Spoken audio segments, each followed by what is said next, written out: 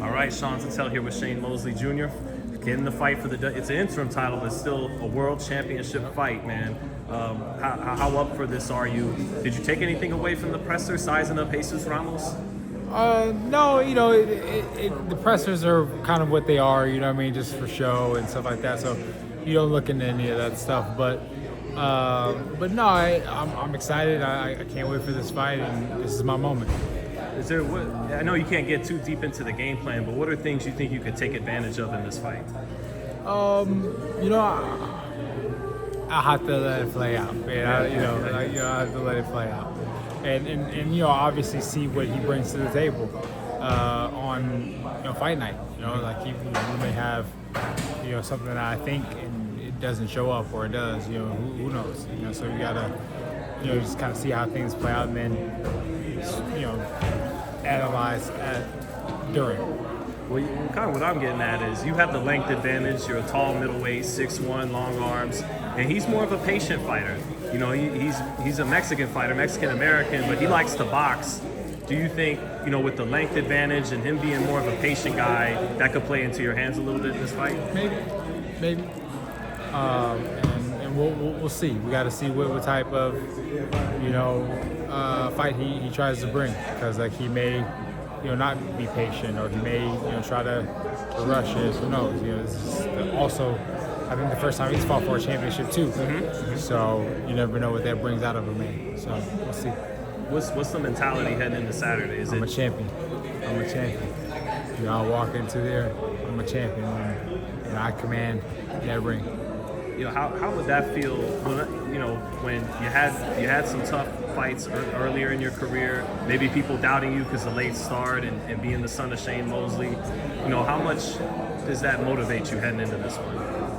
I'm going to be the best Shane Mosley Jr. I can be, and I believe that that's enough to become a world champion and be in the conversation to fight all the champions.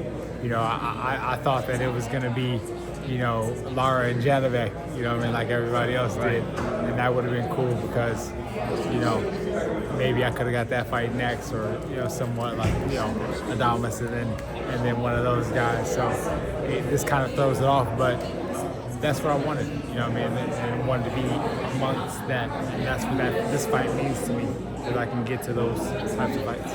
That last fight with Jacobs at 68, right? Yes, sir. How comfortable do you feel making 160 for this one? Oh, I'm very comfortable making the weight, and I feel like it's going to be no different.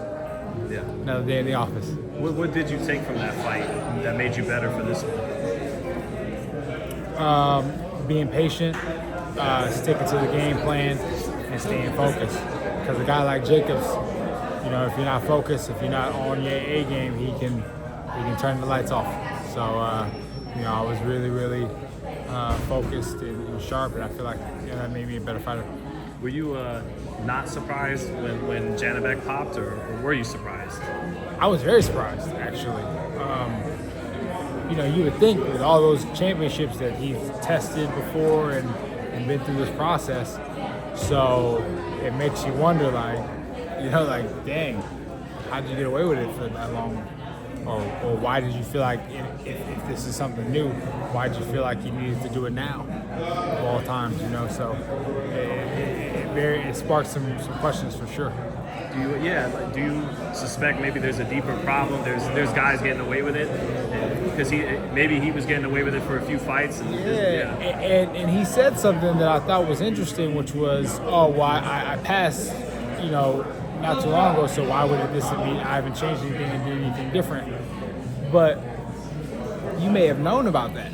You know what I mean? Like maybe this was a scheduled routine and this one wasn't, and that's why you passed the first one and didn't pass the second one. You know what I mean? Maybe it wasn't on your schedule to be, clean, and maybe who knows? I'm just speculating. But when somebody pops for something like that, and I'm sure that they're gonna let everybody know what it was that he popped for. But it just seems weird. I know our guys are rooting for you on the show, Sean and anything you want to say to them? They're probably going to watch this. But. Oh, man. Thank you for always supporting me and always having my back, man. I love you guys. And proud. And lastly, what wins you this fight Saturday, you feel? And will it come down, you know, usually it comes down to skills, but will this come down to will in the end too? Absolutely. Skills and will, obviously. This is a championship fight. This brings out, you know, something different in people. So I'm sure that I'm going to need all the skills, will, and focus to make this happen. And is this your strength coach over here? Yes, it Who's is. this guy? What's his name? What's his name? That's Quincy Hatcher right there. That's my guy that's got me ready and for this fight, and I'm in championship shape because of him. Do you feel like he dropped down from 68 to 60 nice and strong? Yes. Shane's a very consistent hard worker, so the weight change wasn't that much of a problem for us.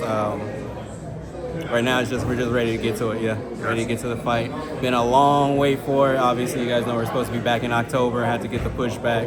Shane's fights usually have a couple pushbacks in this camp, so 4 months camps turned into 8 months camps. But I think we're good, ready to go, ready to put on a show, have some fun. All right. Have a good fight, Shane. Thanks for your time, man. Thank you, brother. Take care.